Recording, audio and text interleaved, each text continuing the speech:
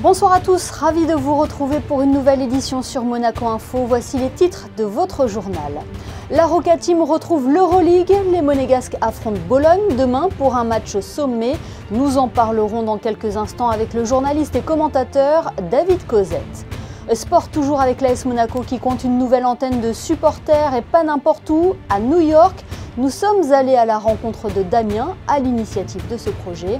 Puis Yasmina Kadra nous fera l'honneur d'être avec nous sur Monaco Info. L'écrivain à succès est venu présenter son dernier ouvrage à Monaco, Les Vertueux, dans lequel il ressuscite la mémoire des tirailleurs algériens. Et à la fin de ce journal, vous découvrirez l'hommage des élèves du lycée Albert Ier à son fondateur à l'occasion du centenaire de sa disparition. Cette semaine, la Roca Team retrouve l'Euroleague avec un déplacement en Italie. Les joueurs d'Obradovic affrontent le Virtus Bologne. Yannick Debever, bonsoir. Vous êtes sur place avec Alexandra Marogodi dans cette ville qui respire le basket. Bonsoir Émilie, bonsoir à tous. Nous sommes à Basket City. C'est comme ça que l'on surnomme la ville de Bologne en Italie. Tant le basket y est important, la Roca Team vient affronter pour cette première journée d'Euroleague la Virtus, l'un des clubs emblématiques en Europe. Pour cette rencontre, il ne faudra pas compter sur la présence de Milos Teodosic côté Virtus. Le meneur serbe n'est pas en très bonne condition physique, en tout cas pas suffisante pour ce premier match européen. Côté Monaco, rien à signaler si ce n'est une pleine confiance après 3 victoires lors des 3 premières journées de Betclic Elite. Mais la Virtus n'est pas en reste. Ils viennent de remporter la Super Coupe d'Italie face au Grand Milan. C'est donc une confrontation entre 2 équipes en pleine forme et 2 équipes surtout prétendantes aux playoffs en fin de saison si l'on en croit les bookmakers. Une très belle rencontre à suivre ce vendredi dès 20h30 en direct de Bologne. Et pour analyser plus en détail cette rencontre, nous sommes avec la voix du basket français qui nous a fait vibrer la saison dernière avec Ali Traoré. Bonsoir David Cosette. Bonsoir Émilie. On peut dire que la Roca Team retrouve l'Euroleague par un sommet à Bologne. Oui, effectivement, Bologne, alors ceux qui ont suivi le basket ces dernières années ne connaissent peut-être pas trop parce qu'ils viennent de l'Eurocup, mais c'est un club absolument mythique. D'ailleurs, la ville de Bologne est surnommée Basket City. Il y avait dans le temps des duels fratricides entre la Virtus et la Fortitudo. Pour donner des noms, Antoine Rigaudot a été champion d'Europe avec la Virtus Bologne. C'est là qu'a commencé Manu Ginobili, il y a eu Sacha Denilovic, il y a eu plein de mégastars et c'est le retour au plus haut niveau de Bologne et ce sera forcément un événement dans la ville. Oui, Bologne retrouve le haut niveau européen. Il vient de remporter l'Eurocup la saison dernière. Et puis de l'autre côté, il y a Monaco qui vit sa 2e saison en Euroleague. À quoi doit-on s'attendre demain soir, David ? L'équipe de Bologne qui va vivre sa première saison de retour en Euroleague va jouer contre un Cador parce qu'en très peu de temps, finalement, le statut de Monaco a changé. C'était la première année l'année dernière et au départ, c'était un jeune impétrant qui débarquait, qui allait voir ce qui allait se passer et qui finalement, avec ce parcours extraordinaire à quelques minutes du Final Four, est devenu plus qu'un outsider. Et cette saison, avec une équipe renforcée, c'est devenu clairement l'un des favoris pour aller jusqu'au Final Four. Donc Bologne s'apprête à rencontrer une équipe référencée d'Euroleague, même si finalement ce n'est que la 2e saison en Euroleague de la Roca Team. Et même si Bologne est un promu, son effectif n'a rien d'une petite équipe.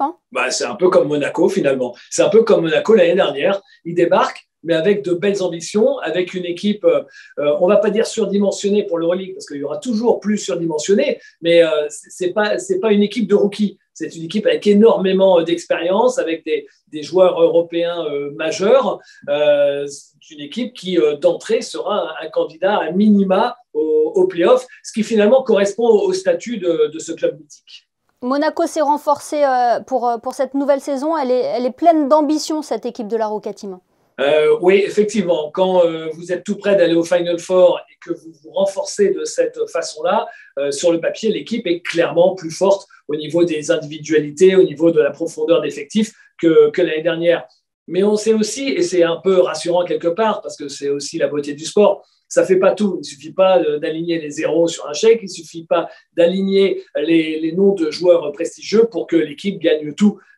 L'équipe de l'année dernière, avec ses moyens, elle a fait un parcours extraordinaire. Est-ce que tous les joueurs qui ont été rassemblés cette saison réussiront à jouer ensemble? Ça, c'est le rôle de Sacha Obradovic pour voir si derrière, sur le parquet, ce sera aussi efficace que c'est clinquant sur le papier. D'après vous, quel sera le 5 majeur de Monaco demain? Moi, je ne suis pas très bon sur ces jeux-là. J'en ai vraiment aucune idée. Entre ceux qui sont déjà en place, qui connaissent le fonctionnement, ceux qui sont arrivés, qui auront un rôle majeur, je pense par exemple pour un joueur français, Adrien Moerman.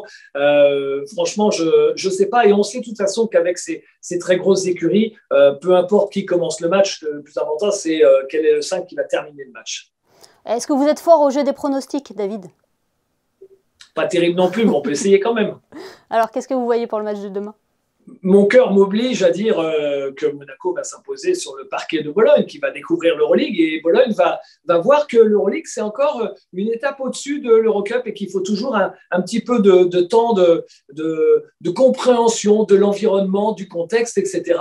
Donc, allons-y, n'hésitons pas. Monaco est favori face à une équipe qui va découvrir l'Euroleague. Même si elle joue en dehors de son terrain? De toute façon, pour aller loin, il faut aller gagner les matchs à l'extérieur. Gagner juste à la maison, ça ne suffit pas. Et on l'a vu l'année dernière, sur la deuxième partie de saison, c'est quand Monaco s'est mis à gagner aussi les matchs à l'extérieur, qu'elle est montée très très vite, très très haut et qu'elle a pu ainsi approcher les playoffs. Il faut aller gagner ces matchs-là à l'extérieur parce qu'il va le double. Et on regardera ça de près puisque le match Bologne-Monaco sera diffusé en direct sur Monaco Info demain soir. Merci infiniment David Cosette d'avoir été avec nous pour parler de cette première rencontre d'Euroleague de Monaco. Merci infiniment. Merci. Et puis sachez que dimanche à 17 h, nous vous proposons un documentaire sur la Roca Team et cette nouvelle saison qui s'annonce palpitante en Euroleague. On reste dans le sport avec du football. Cette fois-ci, les fans de l'AS Monaco ont désormais un nouveau QG au sein de l'une des villes les plus touristiques au monde, New York. Derrière cette initiative se cache un jeune monégasque de 26 ans, expatrié dans la Grosse Pomme. Alexandra Pagny est allée à sa rencontre le week-end dernier pour suivre à ses côtés le match face à Nantes et aussi mieux comprendre ses motivations. Oh Monaco, cha-la-la-la-la-la-la-la-la. C'est bien un chant de supporters de Monaco que l'on entend résonner dans ce bar de la Grosse Pomme. Ils ne sont que 3 ce matin à s'être réunis pour soutenir leur club préféré. Mais Damien espère qu'ils seront très vite bien plus nombreux. La branche new-yorkaise de l'AS Monaco Fan Club vient tout juste de voir le jour, fin août, à temps pour le début de saison. Son président Damien Malatino est bien entendu un fan de la Diagonale depuis sa plus tendre enfance. Mais depuis qu'il s'est installé outre-Atlantique, il fallait trouver une alternative au Louis II pour supporter les Rouges et Blancs. Et c'est dans ce temple du football ou du soccer, comme l'on dit ici, qu'il a établi ses quartiers. J'ai aussi rencontré d'autres groupes de supporters, d'autres clubs de Ligue 1. Et en voyant aussi toutes ces écharpes qui sont là dans ce bar, vraiment un endroit où les gens aiment le foot, j'ai vu plusieurs écharpes, dont une écharpe de Nice, et il n'y avait pas d'écharpe de Monaco. Et pour moi, c'est la chose qui a déclenché dans ma tête l'idée de créer ce club et de se dire non quand même. Monaco peut être à New York, je sais qu'il y a un intérêt pour le foot grandissant aux États-Unis et aussi plein de gens qui sont soit expatriés, soit en vacances, de passage à New York, qui veulent voir un match. Et je me dis que l'occasion était là pour tous se rassembler et partager notre passion. Pour faire partie du groupe, il suffit de suivre la page AS Monaco Fan New York City sur Facebook. Vous pouvez vous rendre à l'un des événements organisés ou tout simplement remplir en ligne le formulaire d'adhésion. La cotisation est de 25 $ et vous donne droit à des avantages comme une réduction de 10% sur la boutique en ligne de la SMFC. Et le recrutement est déjà en cours. Damien pour cela gâte les premiers inscrits avec des goodies. Gary, présent ce jour-là, est un collègue de bureau et devient le 4e membre à s'inscrire. It's great to bring soccer fans here to the US and to gather all together to watch the Monaco games, and I think he'll be very successful to grow the viewership and the membership.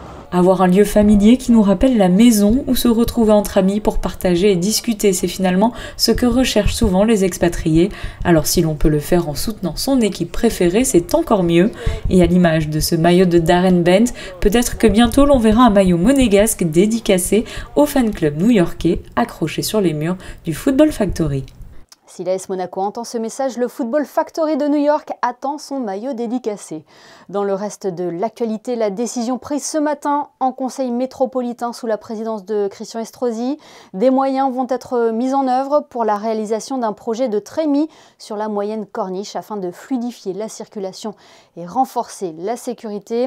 Le gouvernement princier s'est félicité de cette décision. Un mot sur ce petit déjeuner conférence organisé par la Jeune Chambre économique de Monaco au Méridien. 5 ans après la loi sur les multifamily office, quel bilan pour l'attractivité de la principauté? C'était le thème de ce rendez-vous qui a notamment accueilli le ministre des Finances et de l'Économie, Jean Castellini. La principauté se mobilise pour Octobre Rose. Vous le savez, ce mois est dédié à la lutte contre le cancer du sein. Nous en parlions d'ailleurs hier avec notre invité, le docteur Abdol Reza Bafghi, chirurgien gynécologue. Sachez qu'un stand sera mis en place par le centre hospitalier Princesse Grace samedi 8 octobre, place d'Armes. Les professionnels de santé seront présents pour répondre à toutes vos questions. Il est devenu l'écrivain algérien le plus célèbre de sa génération. Yasmina Khadra était l'invité aujourd'hui des rendez-vous culturels du Métropole. L'auteur à succès est venu présenter son dernier ouvrage, Les Vertueux. L'occasion pour nous d'en savoir plus sur son parcours et partager avec lui sa philosophie, celle qui compose son succès. Yasmina Khadra nous fait le plaisir d'être avec nous ce soir. Bonsoir. Bonsoir. Yasmina Khadra n'est pas votre vrai nom. Est-ce que l'on peut revenir sur l'origine de ce pseudo et pourquoi vous l'avez choisi? Écoutez, moi, j'étais dans l'armée avant. J'écrivais sous mon vrai nom. Et puis la hiérarchie a commencé à ne pas apprécier le fait de me trouver de temps en temps dans la presse écrite. Et elle m'a imposé un comité de censure. Et moi, pour échapper au comité de censure, j'ai choisi un pseudonyme. J'ai écrit pendant 11 années dans la clandestinité avec différents pseudonymes. Et puis en 1996, j'avais opté pour les prénoms de mon épouse. Comme ça, moi, j'écris des bouquins et elle encaisse les chèques. Elle a tout gagné alors? Ah, tout. Moi compris. Vous, exactement. Et votre destin était déjà tourné vers l'écriture. Vous l'avez dit vous-même, hein, vous êtes né pour écrire. Absolument. Je tiens ça de mes ancêtres.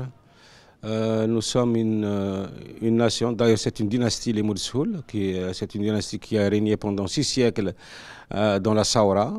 Et tous mes ancêtres ont été des poètes ou des érudits. Il y a des livres qui ont marqué votre parcours, qui ont pavé votre chemin, Yasmina Khadra? Écoutez, moi je suis comme une abeille, je butine dans tous les jardins pour faire mon miel. Donc tous les livres me parlent, tous les livres me construisent quelque part. Mais il y en a qui m'avaient marqué, comme par exemple Le Petit Prince de Saint-Exupéry et toutes les œuvres de Saint-Exupéry qui est un peu mon saint patron.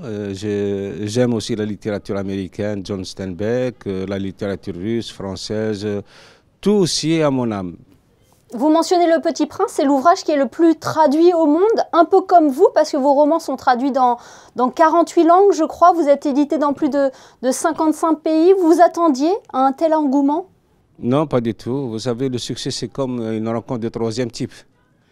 Il faut savoir tout simplement la garder.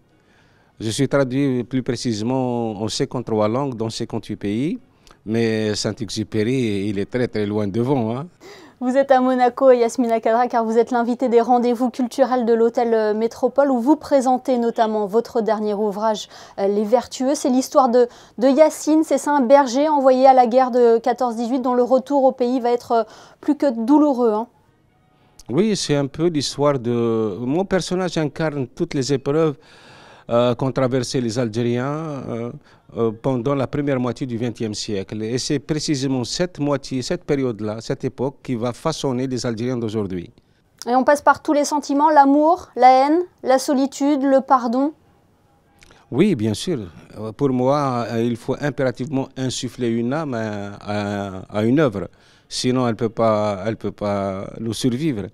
Donc moi, j'ai essayé de prendre le lecteur par la main et l'emmener découvrir une mentalité, une culture, un pays, une histoire. C'est un peu ça qu'on retrouve un petit peu dans tous vos livres, Yasmina.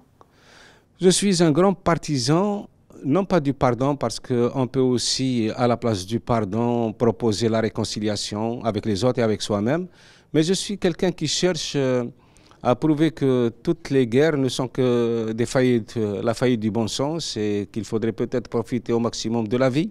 Et la seule façon de vivre pleinement sa vie, c'est de s'émerveiller, d'apprendre à s'émerveiller, à aimer, à s'instruire tous les jours. Et c'est sûrement cette philosophie qui fait votre succès. Le cinéma est un domaine qui vous intéresse également. Plusieurs de vos ouvrages ont été adaptés sur grand écran. Hein.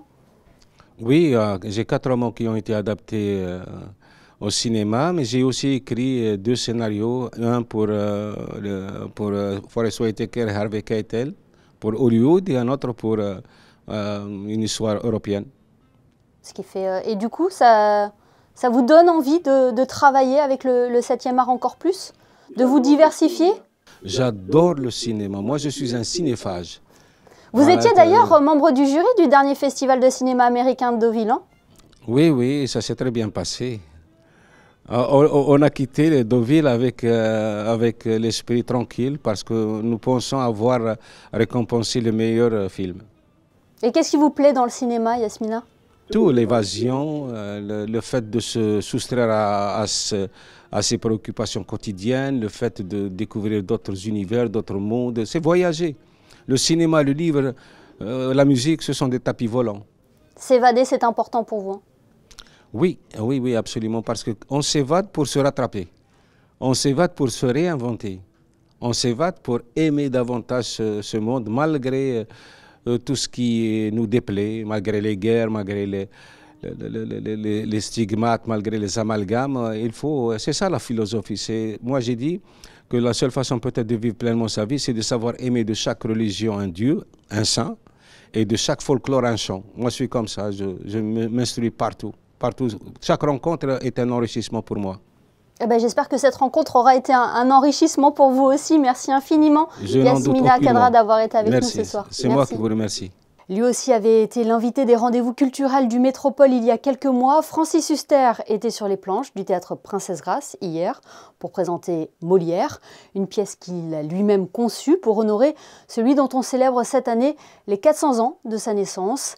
Retrouvez d'ailleurs, si vous ne l'avez pas vu, l'interview de Francis Huster accordée dernièrement à Monaco Info sur notre chaîne YouTube. Autre commémoration, celle du centenaire de la disparition du prince Albert Ier.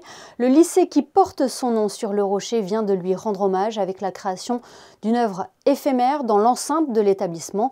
Le reportage de Yannick Debevert et Alexandra Marangoni. Le lycée Albert Ier met les voiles. À la barre, plusieurs élèves de terminale en option art plastique et leurs professeurs.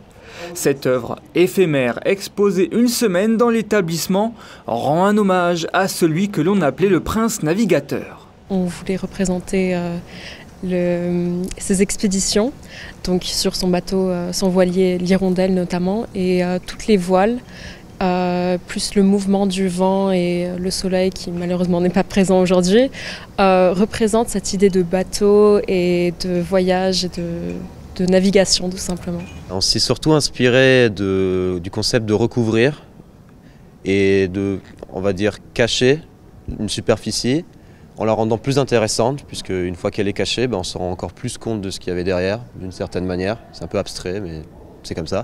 Initialement prévue pour être installée sur la façade extérieure du lycée, l'œuvre a finalement dû être déplacée dans la cour d'honneur de l'établissement pour ne pas être trop exposée aux rafales de vent. Composée de 3000 fanions en plastique, autant de baguettes en bois et 900 mètres de scotch, c'est une installation artistique de grande échelle. Et je suis très content et très fier de eux parce qu'ils ont tenu ce projet avec toutes leurs petites mains et on est arrivé à quelque chose d'exceptionnel, un geste spectaculaire qu'on aurait voulu qu'il soit visible pour tous. Je le considère une grande réussite, même si ça n'a pas été fait dans l'endroit où c'était prévu. J'aime beaucoup ce que ça a donné, on va dire tout l'aspect où le son, le vent, la lumière réussit quand même, donc je pense que c'est une réussite et j'en suis très content. Il a fallu une année pour arriver à mener à bien ce projet inspiré de l'œuvre posthume de Christo sur l'Arc de Triomphe.